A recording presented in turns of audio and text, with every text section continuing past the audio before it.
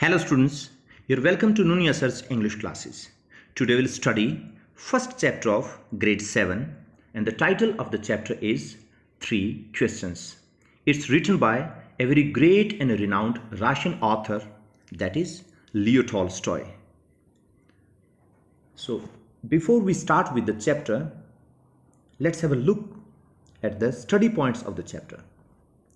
We'll see into the life of the author, then we'll talk about the introduction of the chapter, then we'll discuss about the characters, though not exclusively, but when I'll give you episodic description, I'll touch on all the characters. Then we'll study theme and message, very important part of any chapter. To begin with, let's have a look into the life of Leo Tolstoy. Leo Tolstoy, over here you can see the young Leo Tolstoy and the old one. He was born in 1828 and died in 1910. Leo Tolstoy was born to a very rich and well-to-do family. But he was unfortunate to lose his parents at a very young and tender age. When he was 2, he lost his mother, and when he was 9 years old, he lost his father. So his relatives took away him as well as his elder brother, and they were brought up by their relatives only. After becoming mature, his elder brother joined army, and later on he invited Leo Tolstoy also. Leo Tolstoy also joined army, and just after some time he had to take part in a war which is popularly known as Crimea, War of Crimea. So after fighting this war, he witnessed a lot of bloodshed and he underwent the heart transformation. Just like Ashoka the Great, after the war of Kalinga, Ashoka adopted Buddhism and he adopted Ahimsa thoroughly and completely. The same way he left army after that war and took to writing literary creations.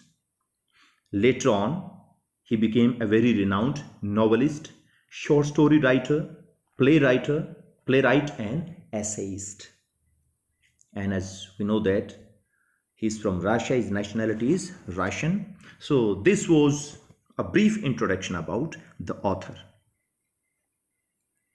Now we'll see the introduction, the briefing about the chapter.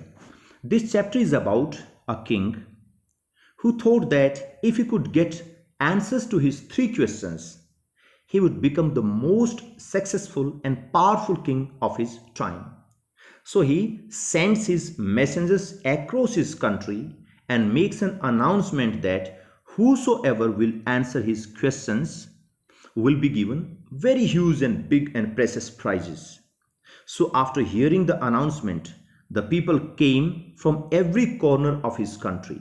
They came from far and wide, and they tried to answer his questions in their own way. But the king was not satisfied with their answers. So finally he decides to go and meet a very famous old saint of his country.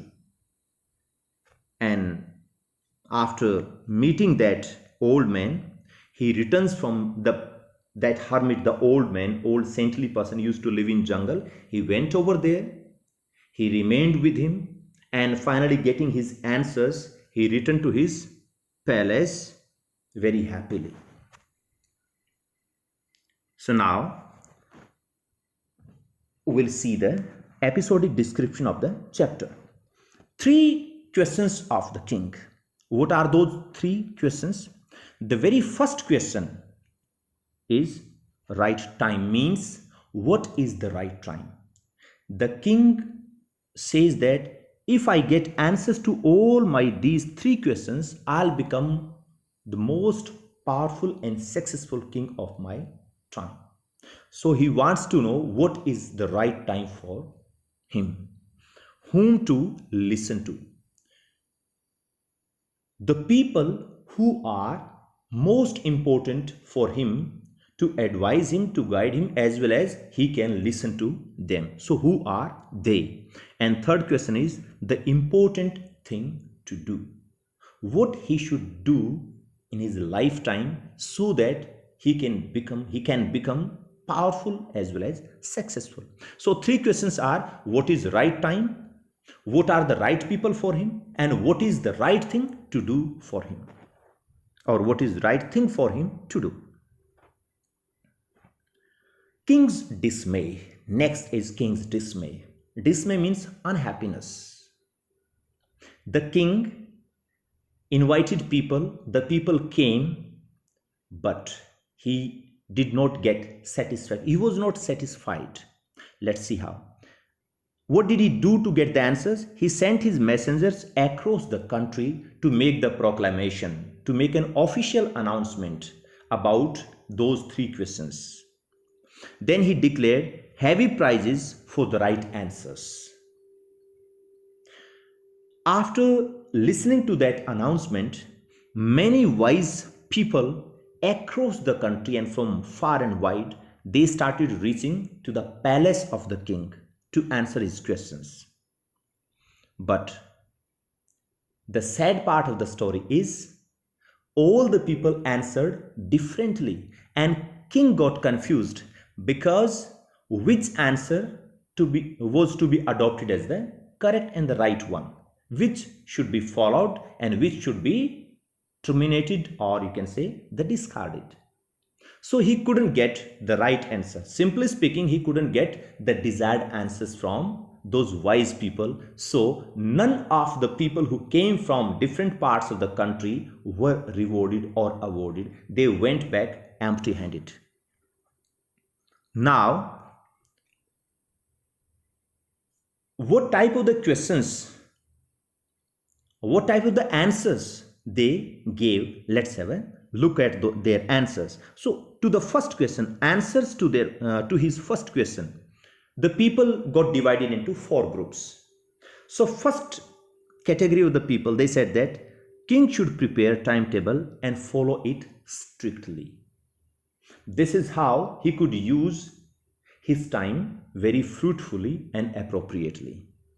Others came out with a different idea, and they said that be a good observer. The king must be a very good observer. He observed things very minutely and very wisely. He should avoid all the foolish pleasures. Foolish pleasures means monarchs, we know that we study, they used to entertain themselves through certain activities like going out for hunting and playing music and having their dancers and all that. So the people advised him to avoid all these things because those things consume a lot of time, and that time could have been used for the betterment of himself as well as for the country also.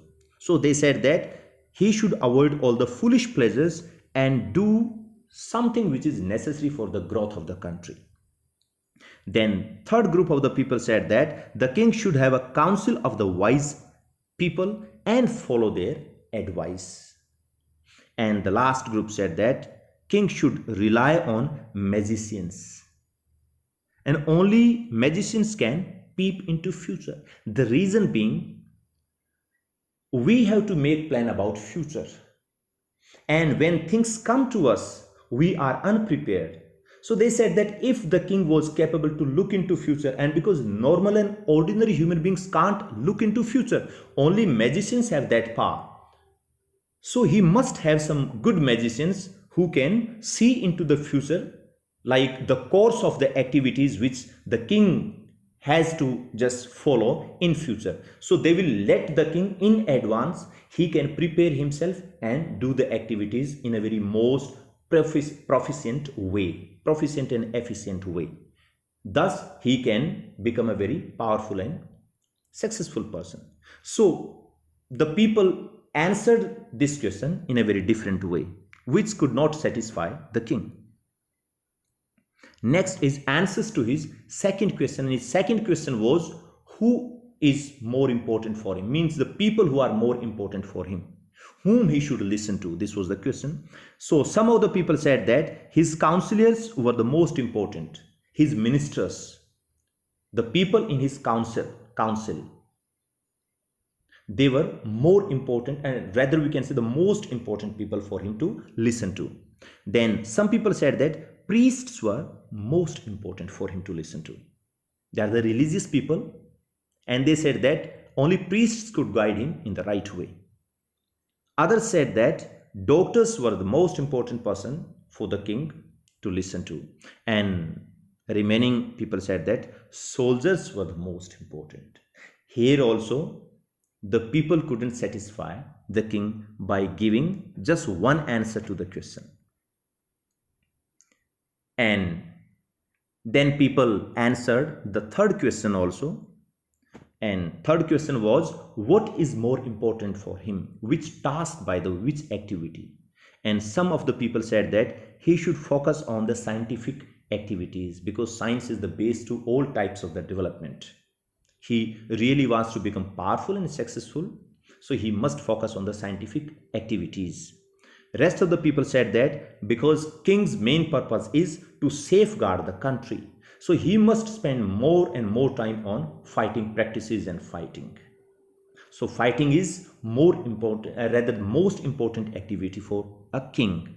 And the last group of the people said that the religious worship is the right activity for the king to do, because the lot and fate of the people who are his subject is directly connected to the king. If the king is good, the life of the people will be good. If king is cruel, so obviously every person living in that country will have to suffer in one way or the another way. So over here also people answered in a very different way. So after receiving all these questions, king felt very dismayed. He was very sad, unpleasant and unhappy. He said that unnecessarily I called the people in an attempt to know the answers to my questions, but it was a killing of time only. Nobody could answer me in a right way.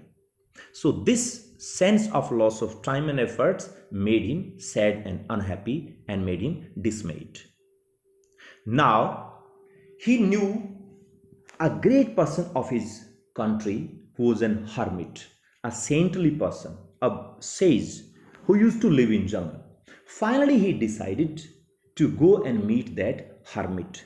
So let's see what happens when he goes over there to meet that hermit. That hermit lived in jungle, and he used to see only simple people. That sage did not allow the rich people and the powerful people to come close. He had decided to help only the simple and simply speaking, we can say it's not a matter of rich and poor. This is the matter of simple and innocent human beings as well as the egotists. He didn't allow any egotist person to come close. He knew that simple people will accept his advice, and if they accept his advice, they will work on it. If they work on the advice given by him, surely their life was going to change. That's why. So king knew the fact that if the hermit came to know about my status, that I am the king of his country, he won't allow me to meet him. So he disguised himself into a simple man. Disguised means he put on the getup of a very simple man. He went to the jungle with his bodyguards, and after reaching a certain distance, when the ashram of that hermit was just very close by, he just changed himself into the clothes of a very simple human being. He asked his bodyguards to stay away with the horses, and then he moved for the ashram. He went over there. When he reached to the ashram, to the hut of that hermit, he found that the old man was digging the land. And the man was old and he was very weak also. So because of that, he was out of breath. He was working physical activity and he was old and weak. So when he was digging the ground, he was panting. He was out of breath. He was breathing very heavily.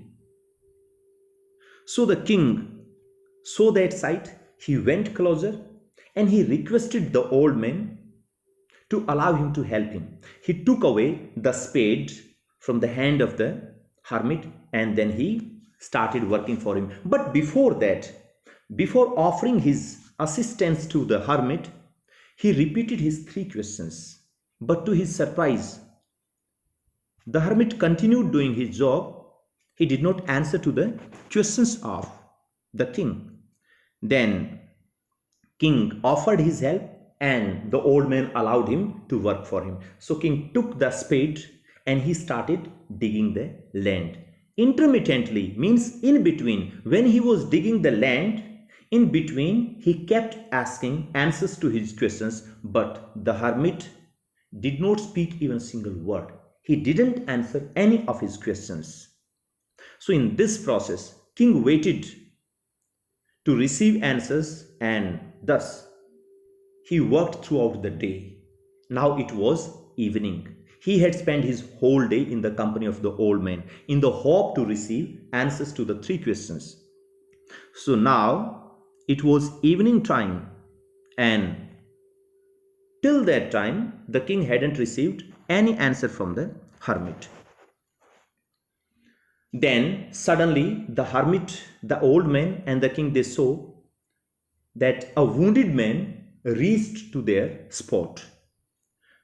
The man was wounded and he was holding his hands very close to his chest. And they saw that a lot of blood was coming out from his body. His clothes were stained with the blood. They were wet with the blood. After reaching to the point where the old man and the king, they both were digging the land, the man that buried and the wounded man, he fainted. He lost his senses and collapsed on the ground. He fell down on the ground. Now the king and the hermit, they tried to identify, but they couldn't identify the man. So now they wanted to know what had happened to the man. So they removed his clothes and found that there was a big wound into his stomach. So the king and hermit, they did the redressal part of the wound. Means the king cleaned the wound and then applied some herbal ointment to cure the wound and to stop the flow of the blood also. So after redressal, the man was taken inside the hut. Now it was just late evening and king knew that he couldn't go back to his palace. The reason being he had spent the whole day in the company of the old man and he hadn't received his answers. So he thought that maybe the next day he'll get the answers to his questions. So throughout the day he had worked very hard. Consequently, as a result, he was very tired, very fatigued and drained of energy. So he slept on the floor only, nearby that wounded man. After the night was over, in the morning they got up. And the moment they got up, the king, when he got up, he got confused. He didn't remember the things because he had a very sound sleep. Such a sound sleep, he forgot everything. After waking up, it took some time for the king to understand that yes, he was not in his palace, rather he was with the hermit in his hut. And then when he looked around, he found that the bearded and that wounded man also was sleeping by his side only. So just after waking up, the bearded man asked for the forgiveness of the king. Now king was surprised why the man was behaving that way, why he was begging pardon from the king, why he was feeling sorry.